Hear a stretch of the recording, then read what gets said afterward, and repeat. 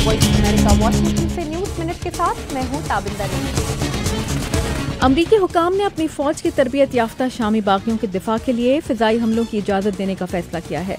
क़ौम पर हमला करने वाले सदर असद के हामी फौजी ही हों।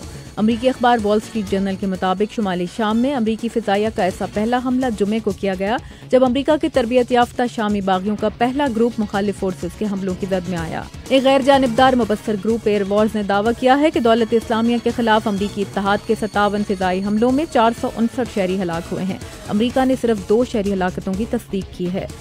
अफगान सदर अशरफ गनी ने एक बयान में कहा है कि अफगान हुकूमत तालिबान से मुल्क के दीगर मुसल्लह गिरोहों से अलग कोई मामला नहीं करेगी और न ही किसी मुतवाज़ी सियासी ढांचे को कबूल किया जाएगा।